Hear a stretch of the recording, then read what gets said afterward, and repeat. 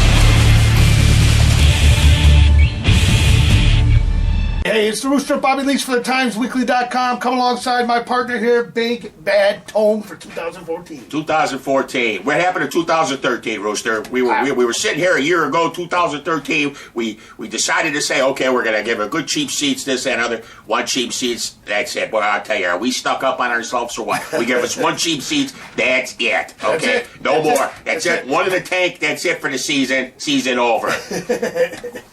Yeah, well, hey, it feels like we've been sitting here for 4 years now. This is our fourth season of covering high school football, and this year... 4 seasons of covering high school football, and people still don't know who I am. Yeah, no, concession stands do, though. Still don't know who I am, let me tell you. Well, this year it's going to be a little bit different for us in the sense that we are going to pick a game of the week. We're going to hit that game of the week. A little less manpower, but a little bit more willpower from Big Rooster and the Tone. So we're going to be out there... as a tandem all season long. We're going to pick a game of the week, and we'll let you know where we're going to be every week. And obviously, we've got our feelers out there who are sitting in the stands and getting us all the stats for all the other games. So that's fantastic. But I think it's going to be a great football season. It certainly started out that way week one. Oh yeah. I mean, my preseason picks weren't very good this year. I opened up with a 9-4 record. I picked out of 14 games out of the 14 teams that we cover in our area. And upset specials. Yeah, they were upset specials, man. 9-4. Of course, two of those teams played against each other. But in any event, Bolingbrook. I mean, our number one team, Bolingbrook. Right out of the gate. I mean, you're playing at home. You got the number one ranking. You're returning a lot of players from last year's team. You got your offense pretty much well intact. Commercials on the way. Shaving commercials. Yeah. I mean, it seemed like all the cards and all the stars were lined up for them to really put a hurting on Hinsdale Central, especially at home. And boy, I was shocked. I finding out that they were down 14-0. At one point in the first half.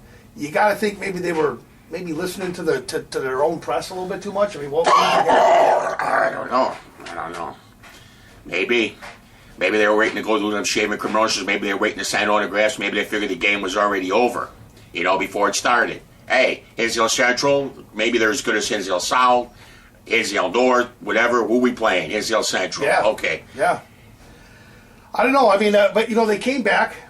Before that half was over, Bolingbrook came back and was up 15-14. 15-14. Right. Yeah. So that had to be a little bit demoralizing. But again, you let that team in a little bit. Hinsdale Central's not a pushover. They're not a cupcake. They've been a perennial playoff team. Yep. They've been a great football team for many, many years. And so you let a team like that have a little bit of hope and belief that they can knock you down. And they came out in the second half and they did just that. I mean, I was really surprised. At the final score. And, sad to see Bolingbrook drop their first game, but maybe that first loss is a good one for them because they're heading into a really tough division, too. Yeah. And, nothing's going to be given to you on a platter.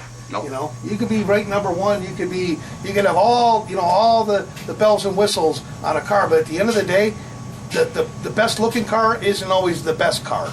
And so I think they found that lesson out. Maybe that's a good thing. Or you could put lipstick on a pig, but it's still a pig. Yep, you can put lipstick on a pig, but it's still a pig. Still if you lay an egg, then you're still a Rooster. Still in it.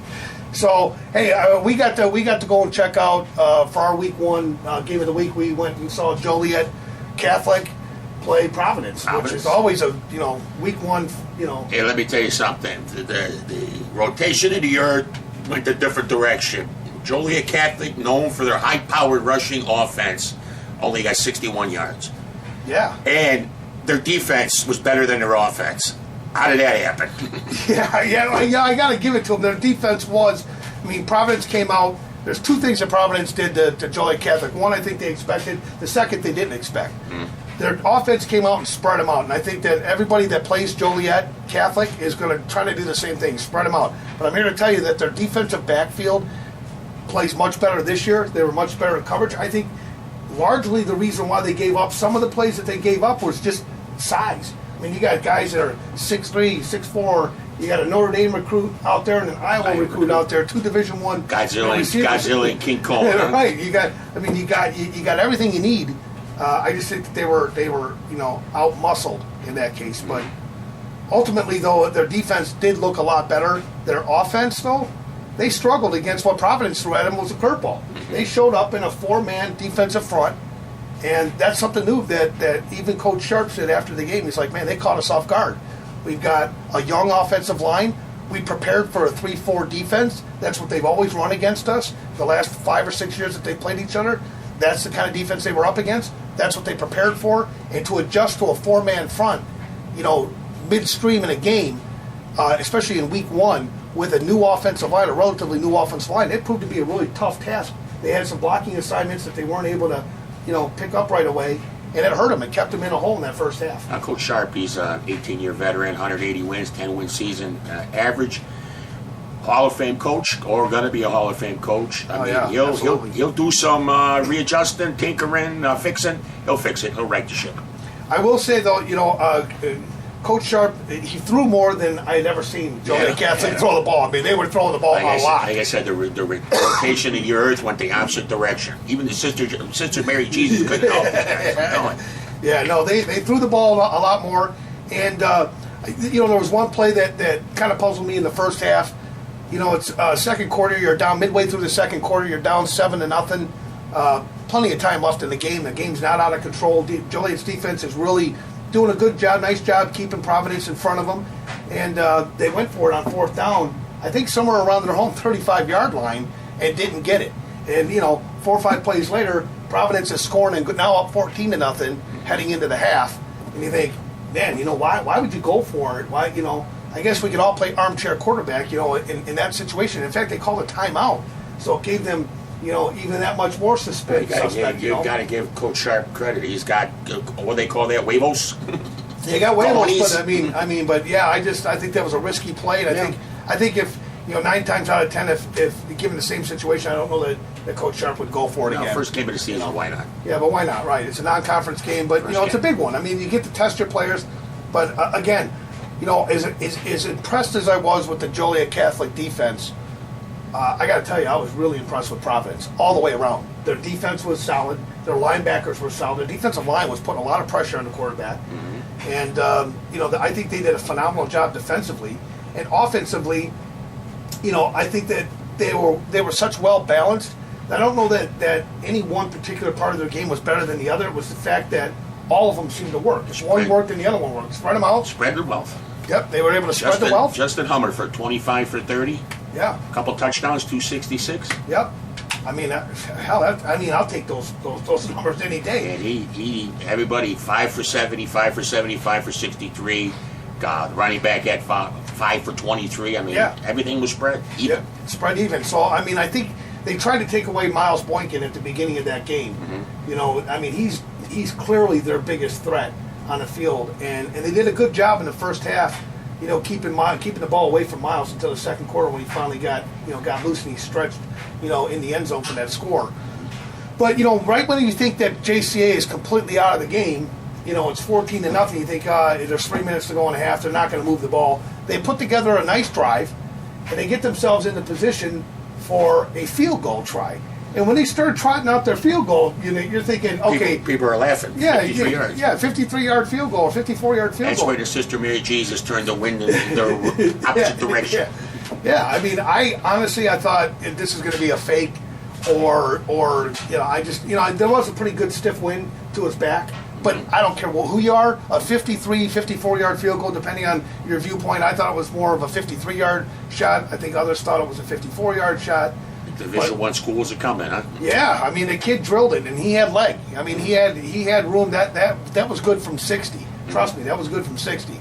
So that was a really nice kick, and it gave them a spark they needed headed into halftime. Coach Sharp, I think, thought, hey man, we're going to get back into this game, but Providence came out, got back on the board again. Now they're up 21-3, and after that, it was pretty much lights out, for Joliet Catholic. I mean, they did get a nice touchdown pass, but early in the fourth quarter, I mean, like it was 11:30 into the fourth quarter, so 30 seconds into the fourth, they score. There's still plenty of time, being down trailing 11 points, but then their quarterback got hurt, and he had a pretty good game, that Earl kid. Kate Earl. 14 for 22, 181, one touchdown. Yeah, I mean, he had a pretty good game, but he got taken out in the fourth quarter. Midway through the fourth quarter, he went down, which they were saying was a lower back injury. After the game, they said it could have been anything. It could have been a kidney, it could have been lower back, but as a precautionary measure, they sent him to the hospital, so no one really knew what happened. And, but one thing that happened that was clear, JCA doesn't have a very good backup right now,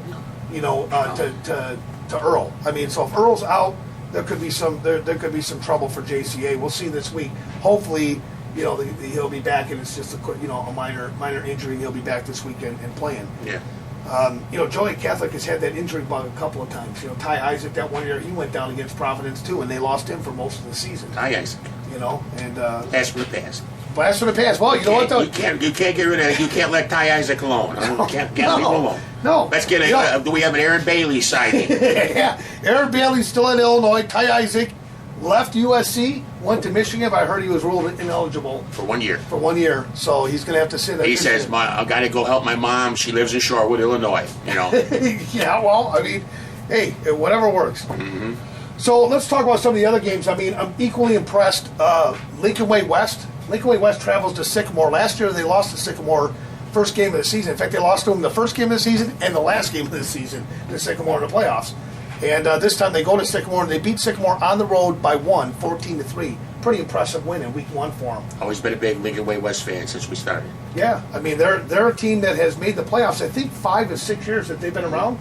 They've made the playoffs 5 times out of the 6 years they've been able to go. Mm-hmm. So pretty impressive stat. Joliet West. Got to talk about Joliet West.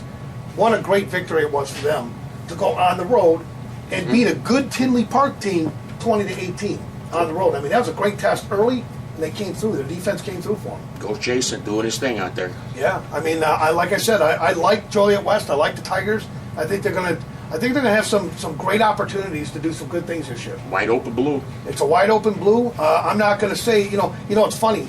We were just talking about it. Lincoln Way East lost. Yeah.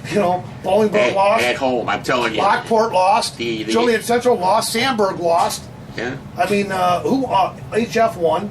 And Joliet West. And Joliet West. So, I mean, HF and Joliet West are, sitting right I mean, Lincoln Way East losing at home. I mean, you got to know that the guys were, probably going out for a burger that night. They weren't looking down on those guys in Frankfurt. But, hey, they'll come back. Yeah, they'll come back. They always do. They always do. Another team that impressed me was Plainfield East. It's not a team that we've had a lot to talk about over the last couple of years. Last year they made the playoffs. That was pretty impressive. They beat the teams that they needed to beat to get to the playoffs. They earned the right to play there, but they didn't do very well when they got there. They played Lincoln Way East. And but this year, again, they started off on fire, man. They came out on the road, and it came away with a pretty big victory. I think it was 37-20, if I'm not mistaken here, or 36-20 against Rich Central on the road. So, I mean, you got to give it to them that, hey, Plainfield East is, really a threat. They could be a threat in the Southwest Suburban, Prairie Conference. So, they could. So, and then Romeoville. What can you say about Romeo? I mean, Romeoville. Oops, they did it again. Yeah. I don't know what it is with I over the summer I got a chance to go and see a little bit of Romeoville. I got to talk to their players and that kind of thing. And I really felt like, hey, they really got the right attitude going into the season this year. A lot of confidence. I think that their quarterback is a pretty special athlete. I mean, he's a great athlete. Brian Leftwich, Dante Culpepper type. Yeah, I mean, he's tough to bring down. He's got a nice arm. He's a great leader. I like him. Gil Whitaker. I think the running attack is really, spiked with Gil in the backfield. I think offensively they were going to be fine, but defensively they're still having some struggles. I mean, against Hinsdale South, granted they were on the road, but this is a game that we expected. I think. Big play Blues. They got stuck by them too. The big play Blues. Yeah, I mean, and it isn't going to get easier for Romeoville this week. They invite Bolingbrook coming off their loss. An inter-district 365U school district, a Valley View rivalry between these two schools, and I don't know. I mean, I picked Bolingbrook to win pretty big here in the newspaper this week. I'm looking at a score of like maybe 48-6. I mean, I think it's going to be a drudging because I think Bolingbrook really has a chip on their shoulder. They got something to prove now to a lot of people, and if they don't beat the teams that they should and beat them well, then I don't know how they're going to fare in their rankings. But and I don't think either coach cares about the rankings, at this point. But I do think that those kids are going to come out hunting for bear, And if Romeoville plays the kind of football that they played against Hinsdale South, they're going to get chewed up in a hurry. What do you think?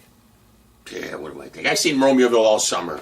Okay, Romeoville needs to play within itself, meaning play your game. Don't do anything out of the box. Here's the box. Don't do anything out of the box. If you're on the goal line, run the ball. Don't pass the ball. Right. If you can't get 2 yards in a cloud of dust, like the old saying says, your running back don't belong there. You need to go out down to the sophomore level and pick up a couple sophomores that can run the ball. Right. Okay, I mean, I think Romeoville has a good chance. They're at home. I mean, maybe they have a chip on their shoulders too. They made it to the playoffs first time in how many years? Yeah. We can't even remember. It's been a decade, yeah. We can't even remember how long. Yeah, it's 10 years. First time in how many years? I mean, it ain't no bowling. Yeah. They need to beat Bolingbrook, okay? I mean, this is a must-win. I know it's a second game and everything. It's a must-win. It's a statement game. Okay, we beat our Valley View rivals. We beat the number one team in the state. It's a statement game. That's what it is. Well, it's a statement game, and it's personal pride. I mean, a lot of these kids grew up together. Obviously, they're right next to each other. A lot of, the towns butt up against each other, and they know each. These kids know each other pretty well. So I know there's a lot of, as with any good rivalry, there's a lot of trash talking that goes on throughout the off season. And they ain't nothing to talk trash about. They both lost. They both lost. And they both better back it up this week. So we'll find out. We'll see how they do. Minooka played a good game against Morris. That's one of their rivals. Not crosstown, but not even in the district. But they're right next to each other. They've been a long-time rival with each other. Oh yeah.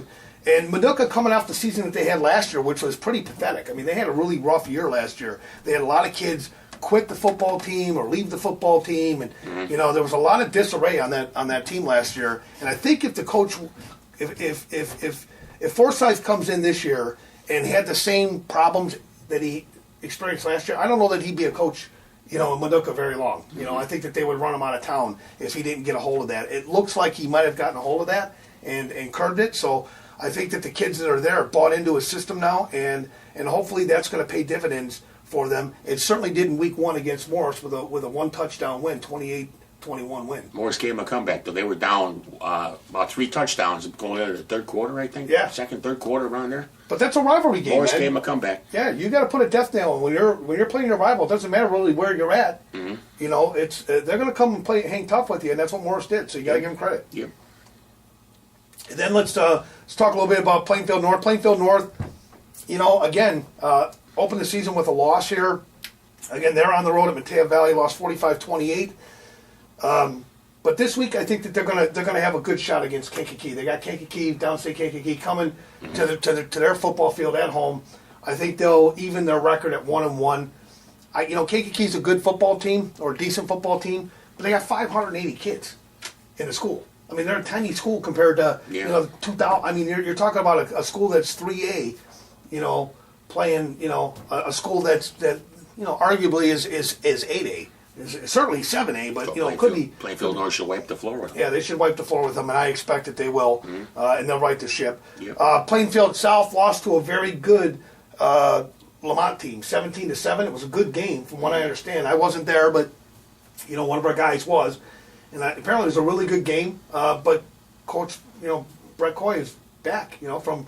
At Lockport, then he goes with his brother over into Manuka, and now he's back into the head coaching scene at Lamont, and he's always been one of my favorites anyhow. But, oh, yeah. But it's good to see him back in the mix again, and right away, week 1, he gets his first win at Lamont. Mm-hmm. And these non-conference games for Lamont are critical. Oh, yeah. Because they have not been able to get to the playoffs every year. It's almost like they just blaze right through their conference. Point A to point B, they can't get to point C. Right, yeah. And then they get to the playoffs and they got to play somebody outside of their conference and they don't fare very well. Mm-hmm. And Plainfield South is no pushover. No. So Plainfield South, although they lost, I think that they went up against a seriously good defense. Lamont's got a great defense. Oh, yeah, they always have. They always have got a great defense. So, to say that, hey, you only put up 1 touchdown against them, well, that's a credit to Lamont's defense. But I think that when Plainfield South gets into in-conference games, don't be surprised if you see Plainfield South and Plainfield East at the top of the conference this year. I mean, really, don't be surprised. They got a lot of talent at Plainfield South, mm-hmm. and I expect that they're going to make the playoffs this year. But they started off slow. Lamont moved up in the polls. Lamont's off to a fast start. That's great news. Lockport. I thought Lockport lost to a very good Downers Grove North team on the road. They got delayed. The game had to be played on Saturday. Supposed to rain this weekend too, wasn't it? Yeah, it's supposed to rain this weekend. So, it was a little messed up for them. But Edwards over there, their quarterback scored 3 times for Downers North. Mm-hmm. We've talked about Edwards the last couple of years. That kid's a stud. He ain't going anywhere. They're definitely a playoff team. But I was impressed that Lockport kept pace with them for most of the game.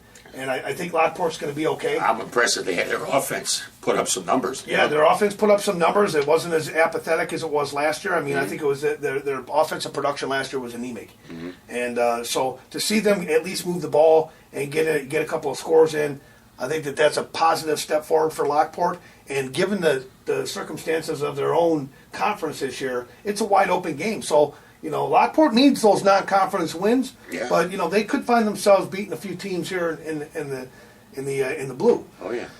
Plainfield Central struggled again. Again offensively, they just weren't able to get it down. First half, it looked like Plainfield Central was going to run with them, and then all of a sudden, Mateo Valley just woke up, Marmion just woke up.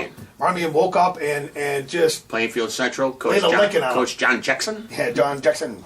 Well, Coach Jackson didn't have a good second half, and it showed. And this is at home. Plainfield opened their season with a 26-7 loss at home. It could have been a lot worse. I mean, I think they played out of their shoes in the first. Did we do half. better on their field when we coached at Plainfield? Yeah, maybe. I don't know. And then, of course, we got. I don't want to leave out Joliet Central, but Joliet Central. Have they won yet? No, they didn't win. We were going here. Have they won yet? 33-0 to Thornridge. They lost on the road this week, and it's really challenging. I don't know what to say about Joliet Central right now. I mean, their football team has got some opportunities to grow, but they're in a tough conference, mm-hmm. and honestly, I don't know that it's a football school. I think they should have went to the Red. Yeah, I mean, I think they need to get out of the same conference that Joliet West is in. There's going to be a lot of questions about it. I just don't think that they're competitive, and I don't know that they can be. And I hate to say that about any football team, but I think it's true. I mean, prove me wrong, but we're going on the 4th season or 5th season now. Yeah. Without a win. Yikes. Without a single win. At some point you got to start looking at it with a pair of hard glasses and say, maybe this isn't working out for us. Maybe we're better off merging these two programs again into one and taking the Joliet Central kids that want to play football and put them at Joliet West and play with a unified team. Yeah, man. They did it before. Mm-hmm. I think they may need to think about doing that again. I don't know. I mean, otherwise I think you're going to have a doormat. Unfortunately, I think you're going to have a team that's just not going to get out of its own way mm-hmm. for many, many, many, many, many years. You need in order to be a good football team, you have to have a football culture at your school. You have to be willing to, be in the weights every single athlete that's in the high school should be playing football. If every single athlete in the high school is playing football, then your team obviously is going to be better. Yeah. You know, you're going to have more depth at key positions. You're going to be able to move kids around. You know, I know that nowadays you got kids that want to play. I'm nothing. All I do is basketball. All I do is baseball. All I do is football. I mean, I think it's crazy. I'll be honest with you. Anybody that just picks one sport in high school and says that's what I'm going to do, 99% of the time at the end of their career, when they're 21 years old, if you went back and asked them then, hey, did you ever collect a paycheck playing your sport? Nope. Nope. And consequently, putting all your energy into one team, thinking, hey, I understand you're trying to give it your best shot to get to the next level. Maybe that's what it takes. But I don't think so. I don't think that it takes that. I think that society has it wrong. And I've been around a lot longer than most of these kids have, and for that matter, most of the parents of the kids. Mm-hmm. And I've seen a lot of sports in my time. I know a lot of players, a lot of collegiate Division I successful players that went on into the NFL that never played a down of high school football. So it doesn't matter that you got trained by the best, you're going to be the best.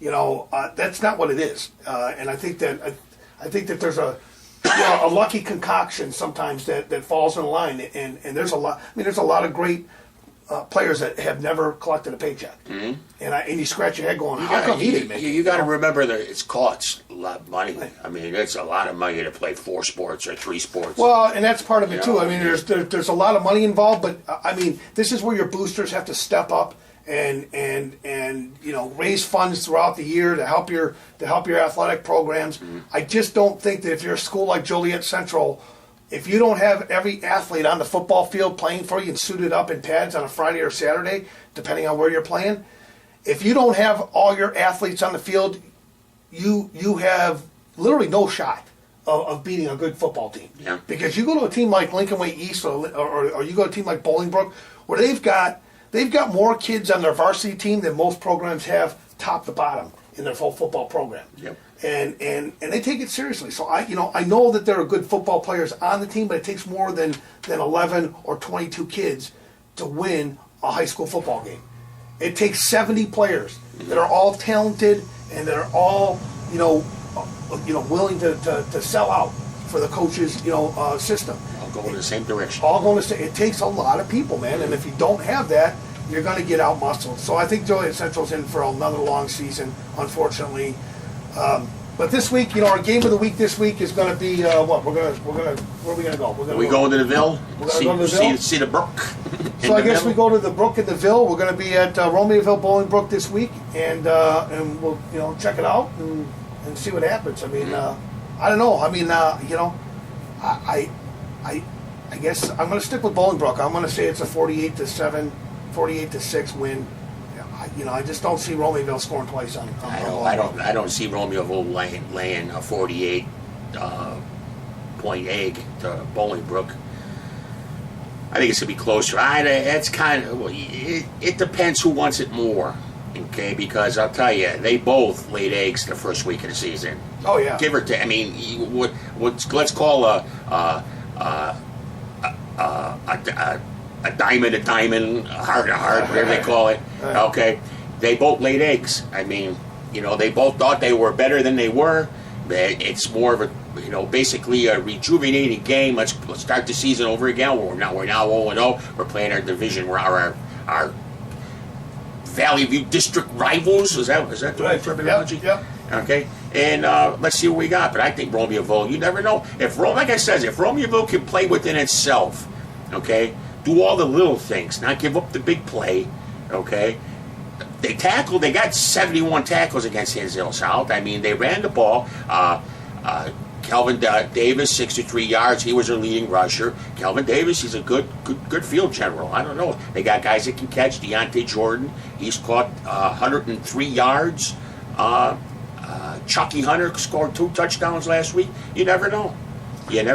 Well, you never know, and I'd like to see a good game here. I really would, but I think that the game is going to be well in hand by Bolingbrook by middle of the second quarter. I just don't think that when this machine gets going that anybody's going to be in the way of it. I think they're the best team in their conference, without a doubt. I still think that they're the best team in the area, and I think 9 out of 10 times they beat Hinsdale Central. I think Hinsdale Central got a little bit lucky, and I think that Bolingbrook came into that game ill prepared. I think that they were reading too much of their own press, and I think it bit them in the tail.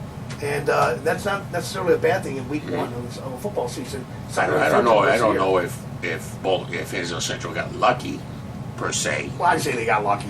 Lucky. I know you're Mr. Lucky. I know you're Mr. Brook and everything, but They got lucky. But let's go to the stat sheet. Okay, I don't want to. Okay. But the stat sheet doesn't tell you why they got those stats. Well, last 2 drives, 4 and out, and they fumbled their last 2 drives when they had a chance to come back. Yeah, well, I mean, mistakes. That's what I'm saying. I mean, it was just, mistakes. Could they correct them, though? Absolutely, they could. Nah, Are you kidding me? You- This is a state championship quality team. Brook. Listen, I live here in to the- here first. I'll eat my hat if they don't make it to the semifinal game at least. This is Bolingbrook I'm talking about. Semifinals to To the semifinals game. So it'll be a Final Four. you said you were gonna eat your hat a year ago. Let's make the bets a little bit more interesting, okay? Yeah. Well, you come up with one it is. All right, I'll come up. Yeah, I'll you'll come up with some. one. But I tell you said the game's going to be 48 to what? Willingham by the 48 second. to 48 to 6. I got dinner on. It's not going to be that way. Okay. I got you dinner on. You got dinner on. You're on. I'm going for the Ville. Why am I going for the Ville? Why? Why not? All right. So Roosters taking the Raiders. You're going to take I'm the Spartans? taking the Spartonis of Romeoville. Okay, we'll see. We shall see come Saturday morning where we're at. Well, Friday night. Provided that we can get the games in because it's supposed to rain on Friday night.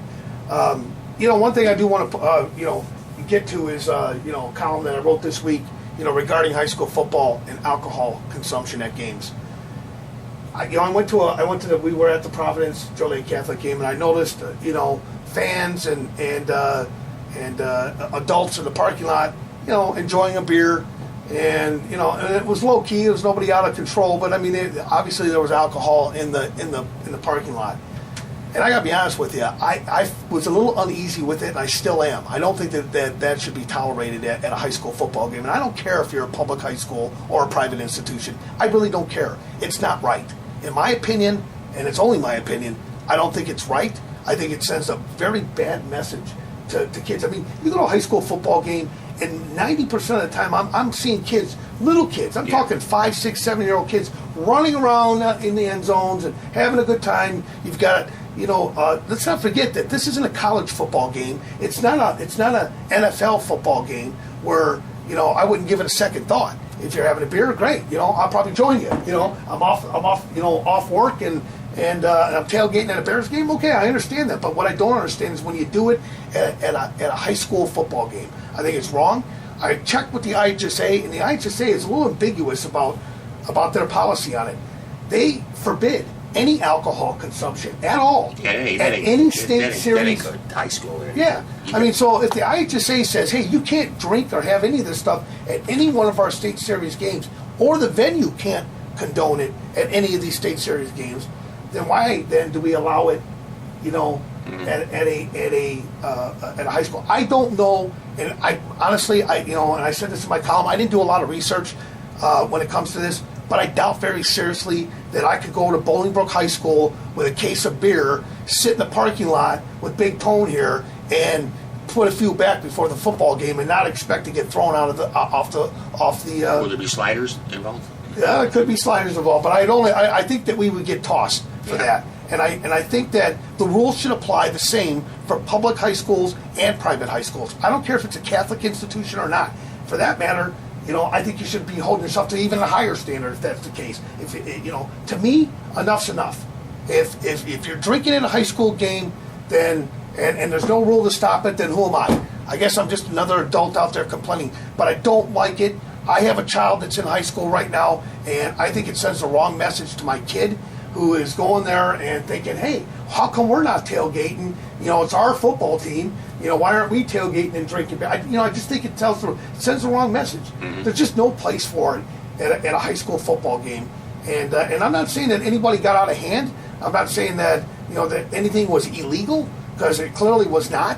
What I'm saying though is that there's a moral side to this that I think that we all as adults have to stick to. And as the older I get, And the more years I've spent in the sport, and trust me when I tell you, I've spent a lot of years in this sport, probably as many years in this sport as most of you coaching, or more for that matter. I started coaching when I was 21 years old.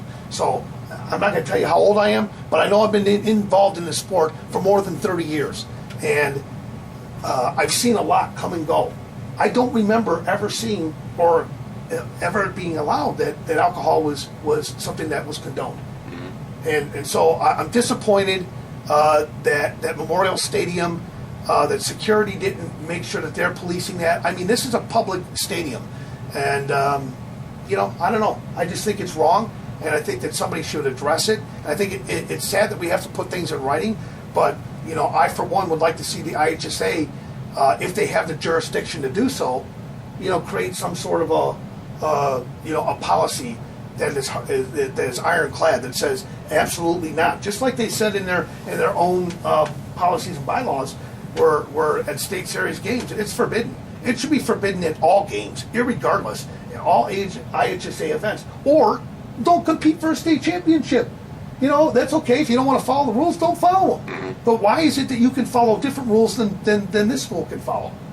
The rules have to be uniform across the board. And so, I know that that's probably not a popular decision with the teams that are involved or with schools that allow this to happen. I'm sure I'm not a very popular guy for saying this, but it's what I believe. And I'm going to say what I think. And I do think that there is no place for alcohol. Disappointed. I hope somebody will step up after this video hits and my column hits the streets, and somebody will at least question it and scratch their head and say, hey, whether I'm right or I'm wrong, that's for somebody else to decide who's right and who's wrong in this argument. All I know is my opinion, and that's what I think. And you're sticking to it, huh? I'm sticking to it. So getting that off my chest. Other than that, I'm excited for football season this year. I every year, man, you just know you're waiting for that great play. And this year it's going to be great because we're going to have the 1-2 punch. I'm going to be up high, you're going to be down low. We're going to be, so we should be able to get a lot of different. We should be able to get a lot of different, footage from these games. So I think it's going to be a good thing. So Friday night we're going to be out at Romeoville High School. At the Ville, and promise, Mr. Berderis will be there. And then we'll decide week 3 where we're going to go. I mean, there's going to be a lot of great conference matchups in week 3 too. But let's get past week 2 and see what happens. As always, go Brooke. Go on. Where's Brooke going? Brooke, where are you going? We'll see. I mean, the Ville's going to be all right. Yeah, we'll see. We'll see how this game goes. As I said, I just think that Bolingbrook is going to be a challenge. So we'll find out. Hey, we want to thank you for joining us on Cheap Seats. We're going to be doing this every week throughout the football season. And, if he's got good snacks and he's got cold pop, I'll be here. Yeah, and if he shows up, he doesn't get a flat tire. Hey, special shout. Speaking of flat tire, special shout out to Last Chance Auto in Plainfield. Take good care of my Sebring. Yeah. Okay, Last Chance Auto. This is your last chance. Let's pick your upset of the week. Who do you think is going to be the upset of the week? And you can't pick Romeoville. Who's going to be the upset of the week? Yeah. Holy Toledo. I don't know. Will Lincoln Way East lose twice? Who's Lincoln Way East playing? Well, I think my upset of the week, I'm going to stick in the area here, stick kind of, conference-wise. I'm going to take Roselle and Lockport. I'm going to say Lockport's going to get their first win for Coach Dan Starkey. I think they'll win along the lines of 27-14 against Roselle at home. So I like the way they played against Downers North. I think they're right on the doorstep. And Roselle's a pretty decent team. They're going to bring them to their house. And I think their first home game with a new coach, I like Lockport's chances there. Mm-hmm. So I think that's going to be my upset special of the week. Upset special of the week. Yeah, I mean, I don't know. Maybe you think that Chicago King can beat Joliet West. Chicago King is just Joliet West gave him a good chance in basketball too one day. Yeah, well, basketball and football are two different sports. Well, I kind of figured. So what do you think? You want the Magic 8 Ball? I like everybody that we picked that's going to win. Okay. I have no upset specials. Nobody's going to get upset. Everybody that I say is going to win is going to win. Well, we'll see. We'll see. All right, man. Well, hey, we'll catch you guys here next week.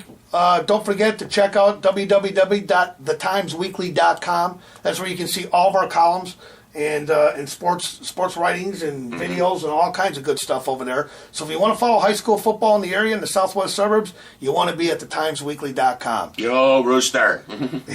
We'll catch you next week right here on Cheap Seats. Have a good week, everybody. Stay safe. See you next week.